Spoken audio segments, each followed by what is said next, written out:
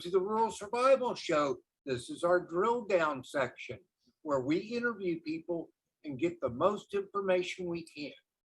Today, our guest is Professor James McCanney. In just a minute, I'll let him tell you a little bit about himself. Today, we're going to be talking about fresh, potable water, how to clean it, how to filter it, where to get it, and everything, all the information we can get. Good afternoon, Jim. Could you tell our listeners a little bit about yourself? Well, I've been around on this planet quite a few decades. And usually when I'm in a room, I'm one of the older people. Yeah. But I have a master's degree in physics, nuclear solid state physics, and mathematics. When I got my bachelor's degree, I had a double major in mathematics and physics. But so I'm kind of split between my careers between mathematics and physics, but I do a lot of other things. I'm probably best known for my work on space science related issues. And also I have the patented wing generator. It's an energy device that's very efficient for extracting energy from the wind. And that's an upcoming, let's say, product on the market. It'll be more visible in upcoming years as it starts to be installed, et cetera. And the other thing I do is water filtration. I have a company that's in its 22nd year right now. It's called JMCC Water Filters. And I've sold various water filters over the years, but now I have my own product line. And so what I realized is that I had to have a product line that I could mass manufacture and that was very high quality and used the latest technology. So that's where I am right now. I'm actually have the best water filtration products on the planet. Well, apparently so. At least that's what I'm hearing, is yours is the very best. Jim, let's do a little bit of a deep dive here. Let's explain to people, and I'll do a lot of the talking. I'm not going to make you do all this. What happens when there is no clean water? One of the things I've noticed is that people, even though they know better, will drink salt water, they'll drink dirty water, they'll drink sewage water when the thirst gets to a certain point. All of these things, maybe not the dirty water, but the sewage water and the salt water will cause a very slow and painful death. Would you agree? Oh, absolutely. Yeah. And it's very simple to have clean water. Yes. But you have to be prepared. Exactly. But yeah, the bacteria, et cetera, in floodwater or surface water or even well water can have bacteria that grows on iron. There's all kinds of things. There's naturally occurring arsenic, which is a poison. And some places in the country, it's really, really prevalent. There's a lot of it in the water. And so when the water looks clear, people assume that it must be good, and it's really not. Right. There's a lot of things growing in there. Could be cysts, especially as you move into the end of the summer, like we are now. We're starting to get into July, August.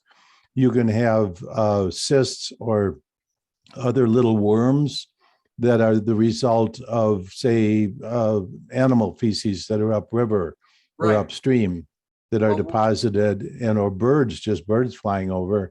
Right. And then the end result is you don't notice it right away, but they start growing in your system. And you can get very sick, and they're very difficult to get rid of, especially if you don't have the modern purge type of medical treatments. So there's really a lot that you can pick up in water that's really bad for you. Well, for an example, Jim, you know where I live here in South Central Missouri, the agriculture is almost purely cattle. This time of year, when it's hot, all the way into September, there will be a pond it happens every year or two, that gets something bad in it. And the cows will literally die from drinking the water. It happens every single year, and so the solution, of course, is to give them fresh water, fresh well water. And if they have a choice between the fresh, cool water in the pond, they're going to go for the fresh, cool water every time. So that's just an example. Yeah, and animals have a much bigger resistance than humans. Right. Humans have a very low resistance. And a lot of times it's very local. So if you're in a different place, even the tap water may be bad for you. You might get sick from drinking the tap water. Yeah. What do they call that? Montezuma's revenge. The people get the runs and everything when they go to a different country in Central America. Yeah. But what's interesting is those people will come up to the US and get sick from drinking the water. Oh, I believe that. Yeah, because they're used to a different set of bacteria. Right. Absolutely. Now, Jim, your filters are extremely efficient. And if I remember correctly, you offer everything from the home countertop filter all the way up to big commercial systems. Am I correct? Yeah, I've got a residential line, and then I've got the commercial line, which goes up to like city municipality type of water filtration. But the home resident, I have three main products. One is the sink filter, which is a very nice stainless steel sink filter, and that just sits on the sink. You have to drill a hole in the countertop or in the sink to install it. Right. But it just taps into the cold water line under the sink, and it has one filter element in it. I also have the filter elements that are replacements for the gravity feed stainless steel. That's what most people have. Some people may have a plastic container, but 99% of them are stainless steel gravity. That's where you have the one housing sitting on top of the other one. So I have the replacement elements for that.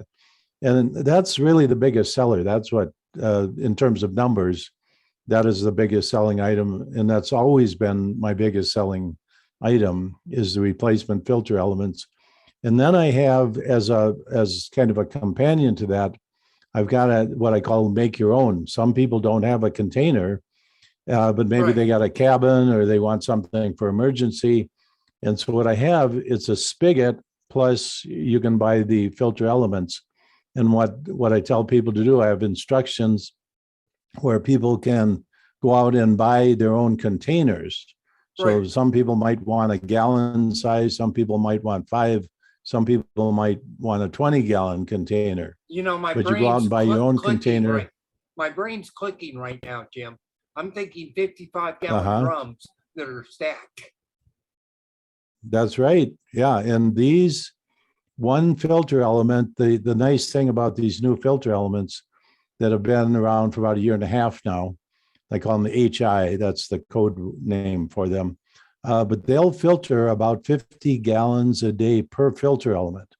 So it's not the drip, drip, drip like you used to see. These flow. I mean, it's a high flow rate filter.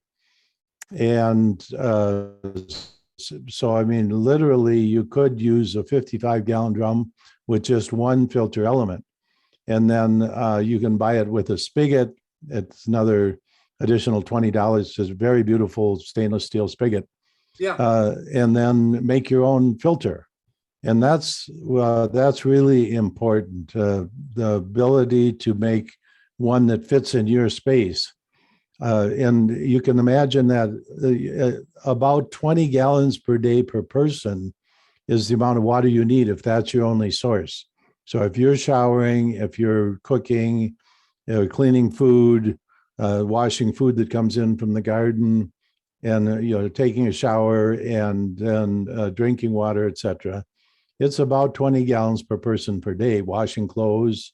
Right. And so you need quite a bit of water. The one thing also I tell people is is if you have a really dirty source of water, you have to pre-filter it before it goes into the filter element. Coffee filters work good for that, don't they? Right. Coffee filter paper. And then I tell people also, you can buy this readily. If you're being prepared, you should have this. It's called diatomaceous earth. Yeah, I It's know kind what of it a is. white granular. Yeah, it's kind of a white granular powder, and you put that. You could even use a coffee strainer, but put a layer of coffee filter paper, then diatomaceous earth, and then another layer of coffee filter paper on top of that, Right, and then pour your water through that as a pre-filter, and then you have clean, relatively clean water. You haven't taken out the bacteria. You might take out some, or right, the microscopic particles, or the chemicals that are in solution in the water. That's what the filter is for. right. But you should pre-filter any surface water or even well water. Oh, I agree. I absolutely agree. Um, we've got several things here at the house to filter tap water, but I just procured uh, one of those countertop ones from a man I work with, and I haven't tried it yet. I guess I ought to try it and make sure everything works because it was a factory damaged one, and I got it for quite a discount. So Mm-hmm. one of the advantages of being in this business. But anyway, I like your idea of the build your own thing.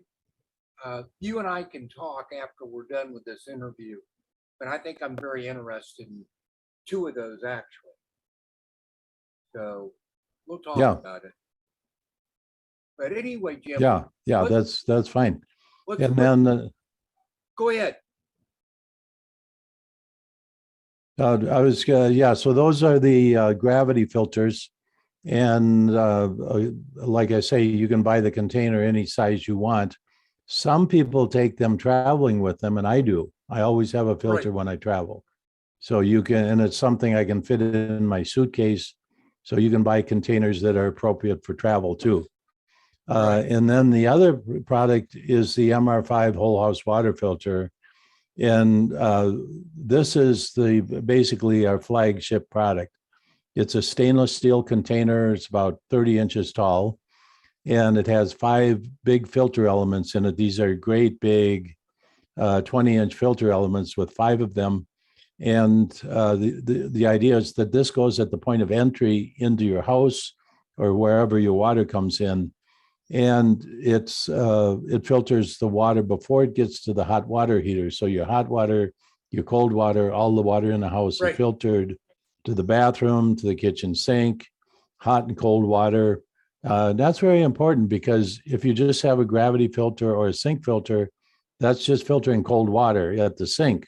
Right. And it's not enough, as you really need, in today's toxic world, the biggest dose of toxin you get is in the daily shower, Right. because the hot water, it goes through your skin, right into your bloodstream, and then you breathe in the vapors. Once again, it goes right into your bloodstream. Right. So it's very important to filter the water for the whole house. And we also have a pre-filter. If people have a well, we have a pre-filter, which is just a very simple filter to get any gunk or big sediment out before it goes into the main filter. And then there's an optional UV sterilizer Something that else I'm comes after interested that. in. So if you, yeah. How much do those run, Jim? So well, the MR5 by itself is 1766, Okay. 1,766, and that's free shipping. Everything is free shipping. And then the UV sterilizer is another 540, Okay. 540. And then the replacement filter packs are 500. So about every year or a year and a half, you have to change out the filters. Okay. And but we have a special on the webpage that you get a discount on the webpage. And also we have a coupon code that we have for your show. It's called RSS. Oh, Is the coupon code that we've upper set or up for. lowercase, or does it make a difference? No, it doesn't matter. Just Okay.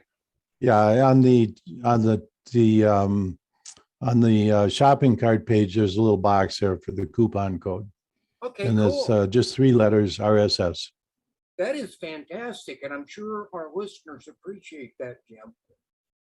Now, we need to Yeah. talk about what kind of stuff is filtered out by your filters. I think people need to know that. I think they'd like to know that. So I'll let you do, because I really don't know. I'm assuming it takes out biologicals, especially with the UV sterilizer. But what kind of minerals or chemicals does it take out? Well, the first thing, what it doesn't take out are minerals.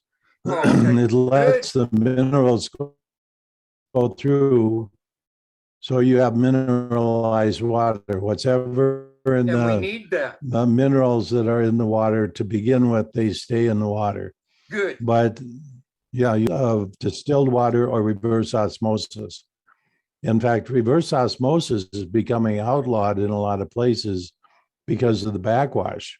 Now, You can have again, as good. much as a gallon of backwash water into the environment if like 1 gallon washed away and 1 gallon of clean water. So it's really it's a bad system. A lot of cities, municipalities are outlawing them. In distilled water, you get rid of all of the minerals, so you'd have demineralized water, which is not good for you. Right. But anyway, then the MR5 does not remove minerals. It is a 0.1 micron.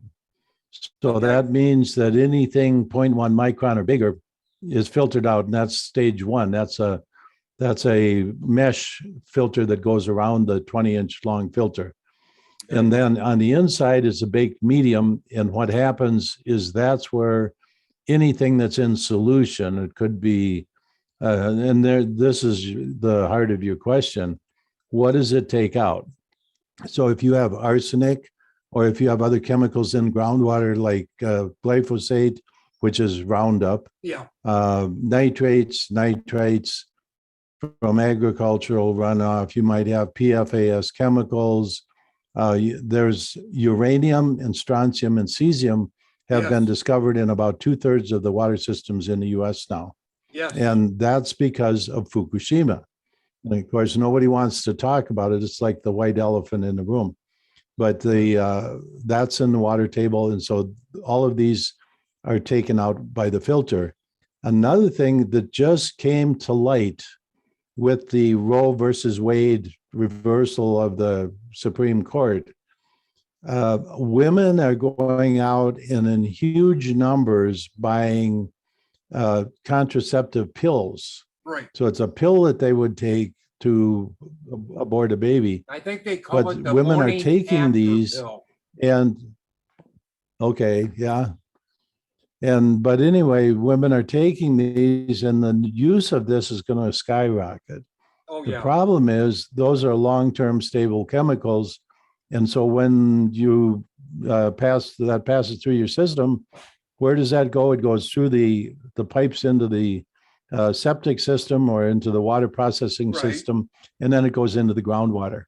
So there's going to be an increasing amount of this in the water that you should really take out. And just imagine somebody that's a woman that's pregnant that wants to have a baby and is drinking water that has these chemicals in it. She may well These abort. chemicals last for a long time.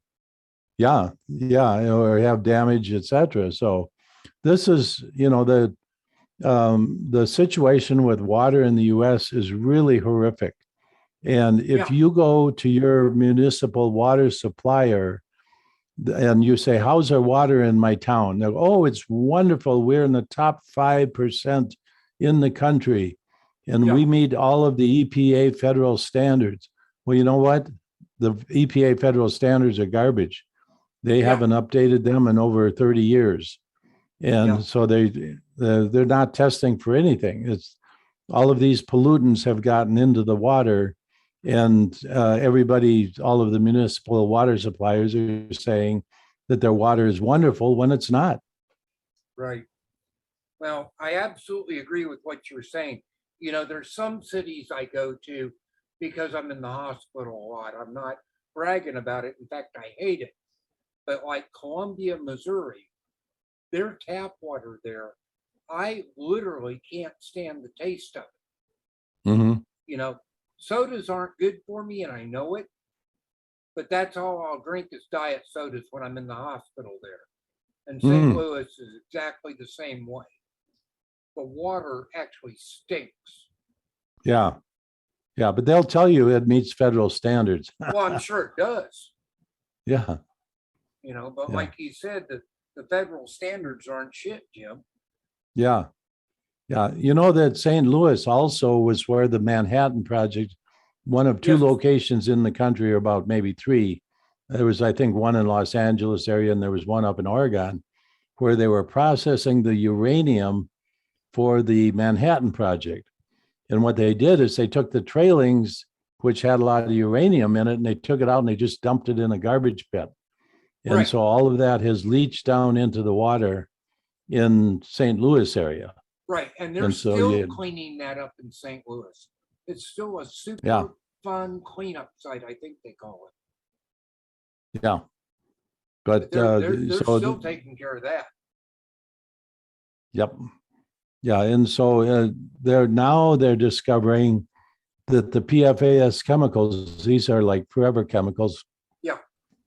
They were using industrial sludge and putting it in with fertilizer and spreading it out on the farm fields. So they still don't know where all of this ended up, but they know that there's a lot in Vermont. There are farms that cannot produce crops because there's so much PFAS chemicals in it that Right. gets into the food, and they're trying to figure out how to clean this up, but it's just not possible. I don't think it is either. But all that also ends up in the water table. Right. Well, you to start with, to clean it up, you'd have to catch it as soon as it's dumped. You know, but I don't know of any chemical way of cleaning those chemicals up. I'm sure there's some, but No, there's not. no, it's really I think it's a lost cause. Okay. And I believe you. you know, eventually the rain would wash it out of the dirt and down into the water table, but now you have it in the water table. But it's going to take a long time. The problem with PFAS chemicals is they're non-stick property. They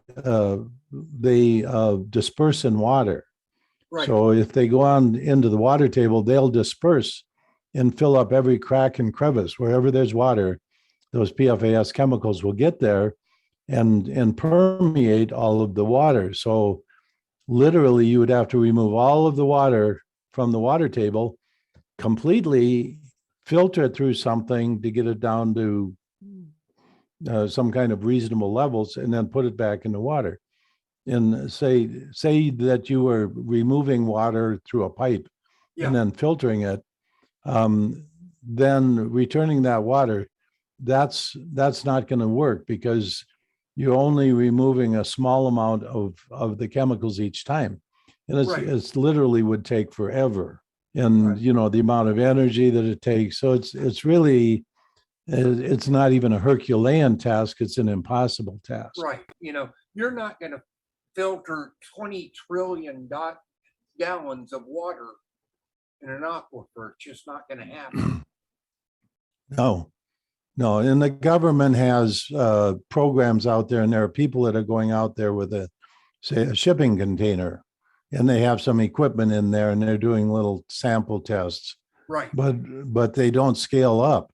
How are you going to take an entire part of a state, excuse me, part of a state and clean it up? I mean, it's just impossible. Agreed. And it should have never gotten this way. The EPA has been asleep at the throttle for decades. I call them the Environmental Pollution Agency. Yeah. They give license to pollute. They say to corporations, you can pollute this much, and here's the license, just pay us our fee, and you can pollute that much, and we won't fine you. And if we catch you, then we'll pay a fine, but we won't do anything to you. Well, I found out from personal experience, the state equivalent of the EPA, I think they call it Department of Natural Resources in this state, is just as bad as the federal one. Mhm. They just don't care. You know, I work for a city here as the code enforcement officer. I found a pit that was probably 200 feet by 100 feet. There was even a train locomotive at the bottom of it. It was just absolutely, you could smell it a quarter mile away. I'll put it like that. They Hmm. put dye in it and found out that every well within about 3 miles got this lime green dye coming out of the faucets. They did fill it in almost 30 years after I reported it. It got done. Wow. So that to me was ridiculous. But they did fill it in finally. But I guess that's all they could do was fill it Yeah. Yeah. But then ultimately, when it rains, the rain seeps down. in. And Right. I have a drawing. I have a drawing on my webpage. It's on the MR5 page, but it's a drawing of industry, of aircraft, of trucks, of agriculture. And it shows everything ends up in the water table. And Right. then that water table is used for water. It comes up through the city. And there's kind of a misnomer that the the water processing plant, the municipal water processing plant, people think that, oh, they're cleaning up the water. No. All it does is it breaks down the solid waste and then it dumps it all out. Yeah. So that's all it it's does. really, it's the chemicals when you put toilet cleaner down the toilet, or you put sink cleaner in the sink, or you Yeah. wash your hands, or you take a shower, or whatever you do, all of those chemicals and all the pharmaceuticals. Imagine all of the drugstores across the country and all the pharmaceuticals in there. Those Yeah. are all long-term stable chemicals. And when they get into the water supply, everything ends up in the water table down below the ground. Everything. And what does the medical professionals tell you to do with unused medication? They want you to pour it down the toilet. Oh, They do. yeah, I've been told that it's dozens of times. wow. Yeah. So it's really horrific. And so another thing the filters take out are pharmaceuticals. Those are one of the targeted categories. Good. Also, they take out what are known as volatile organic chemicals. And that's one of the other big pollutants where companies are just pouring this down the drain, just literally a hole in the ground, pouring this down, All right. and all of that ends up in the water table. Can you give us an example of what a volatile organic chemical is? Well, let's take benzene, for example. Benzene, okay. And excuse me, it's a solvent used in industry, used in the electronics industry, Right. etc. And it's a byproduct, and they try and recapture some of it, but mainly it ends up either evaporating away because it has a low boiling point, or it ends up in the water and it ends up in the water table. Right. And so, by the way, if you're distilling your water and you have benzene in the water, guess what? That benzene is going to be in the distilled water I bet. because it's has a lower boiling point than water. So it's anything that has a lower boiling point than water is going to be in your distilled water. That could be a lot of things, Jim. It could be a lot, thousands and thousands of chemicals. Yeah. There's another thing that happens that's interesting is if you're on municipal water, the chlorine that they put in the water interacts with pipes and it makes a number of different acids. Yeah. And these acids are just as harmful as the water itself. And they don't talk about that. That's one of the acceptable side effects of water, of using chlorine in the water supply. And so they don't, there again, it's within EPA standards that it allows you to do that. But unbelievable that what is in the water, and that's just allowed. There's actually some filter companies that advertise that fluoride is good for you, that it's good for your teeth, and so they don't remove it. And and because they don't remove it, they have to find an excuse to make you think that, oh, that's good. It's So I amazing. mean, I can't believe it when I see that. Some of the big, what I call the big box store water filter companies will actually say that on the package. That is incredible.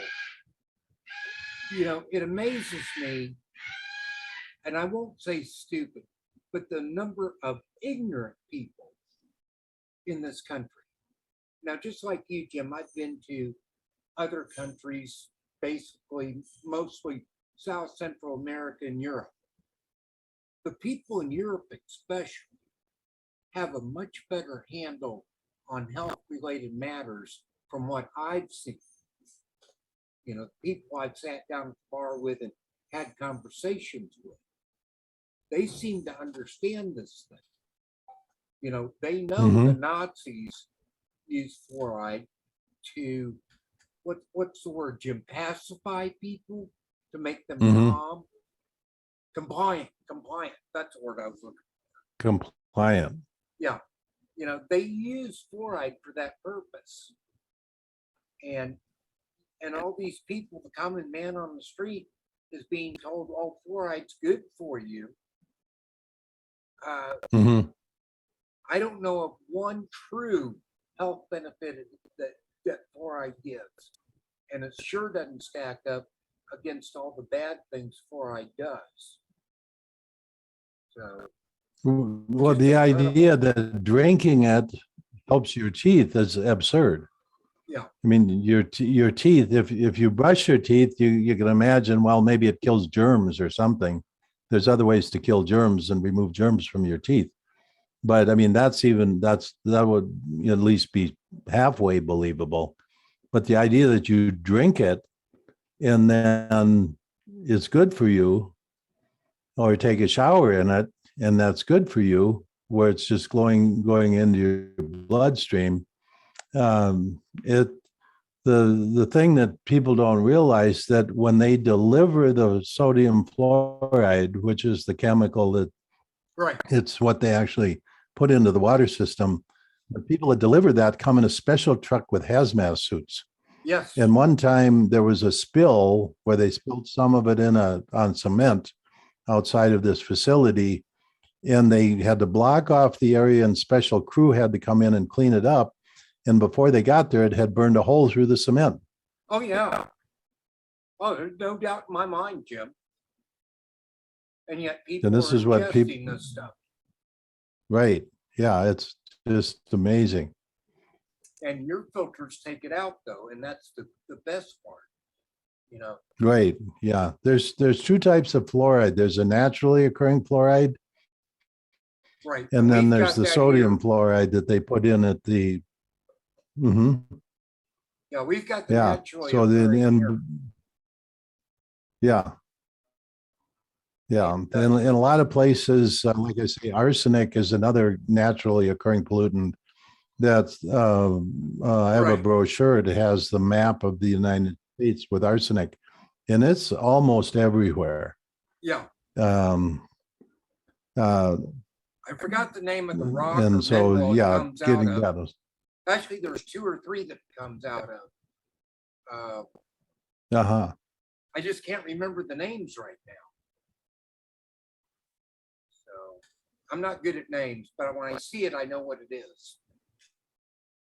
Yeah. So, yeah, it's all right. Jim, can you talk at all? Now, this is a curiosity question on my part, but the inside filter medium, and if it's a proprietary secret, don't worry about it. But what's inside the filters, the medium that cleans all this garbage up? Well, there's certain bases processes that's typically called ion exchange. Okay. And what happens is when these chemicals are in the water, you have a medium, and there's many of them. That's the thing. when you go to, there's common ones like for volatile organic chemicals or for the fluorides, et cetera. And so there's certain bases that remove certain classes, like if you have heavy metals, of which uranium and strontium and cesium are part of, Right. then there's something that takes those out. So it's a mixture so that when the water's passing through, it has contact time. And so there's some physics involved here and chemistry. And what happens is the reason that, for example, the MR5 filter has 5 filter elements is because the water has to move slowly through the filters. Right. It has to have enough time. And that's why people say, well, I've got one of those shower filters that screws on the shower head. Right. They don't work. The reason they don't work is, first of all, they only use charcoal, which only removes chlorine and a couple other things. Right. And then there's no contact time. The water is coming through too fast. There's not enough of it. And so it might work for, 20 gallons or something like that. But the biggest thing that's missing is the contact time and the medium that extracts all the different chemicals. So it'll make, when you first put it on, you go, oh, the water smells different. And then you forget about it. And that's the idea. It's just a marketing ploy, but they really don't work. You need an industrial class of water filter that's going to run. Now, the filter elements that I sell for the MR5 last for 55,000 gallons. Yeah. The ones that they sell for the little shower head are probably about 30 gallons. That's their lifetime. But they don't, most people just leave them up there and maybe a year or two. So it's really not doing anything. I understand completely. Well, Jim, is there anything else we want to talk about? About the water filters, about water in an emergency situation? Anything like that you want to mention?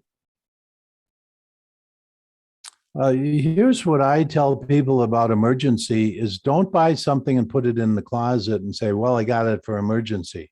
Right. If you have food or if you have other things, you should be using them as part of your lifestyle. Right. Because the last thing you need is to have a big change in diet when you come to an emergency.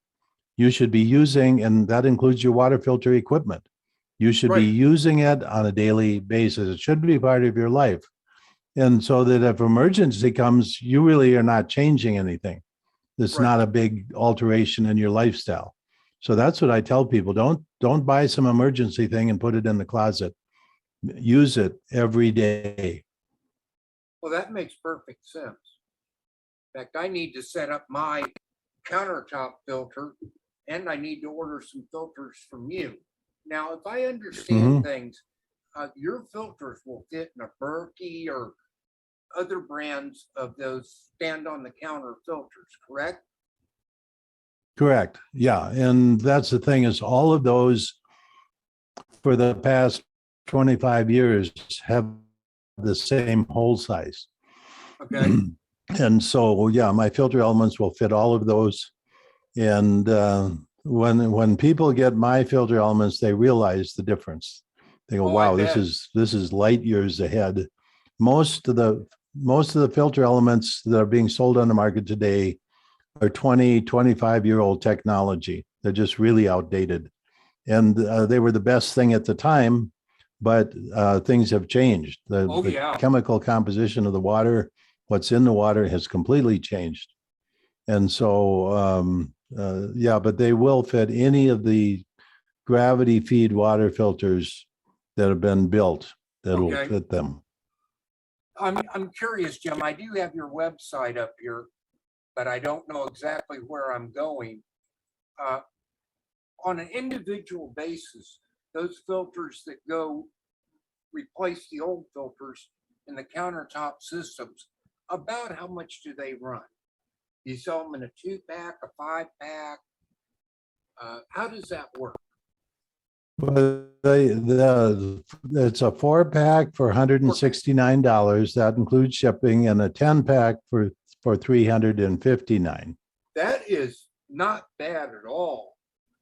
I mean, that's really good. No, it's really reasonable. They're about a third to a fifth of the price of other, if you call them Yes. competitors. I don't even call them competitors. Well, you're absolutely correct. Yeah. All right. So you said the discount code is RSS, which stands for the Rural Survival Show. Would people get a 5% discount?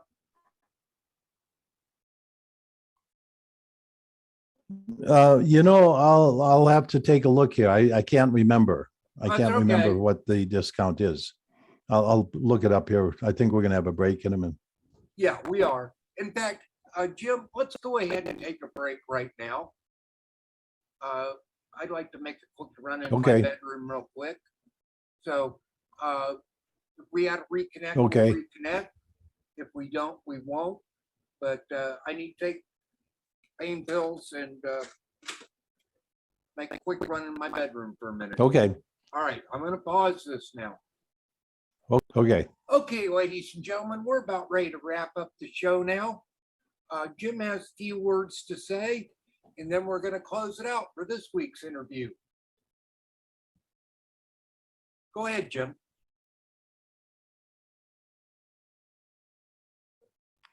Okay. Okay. Yeah. Thanks, Tim.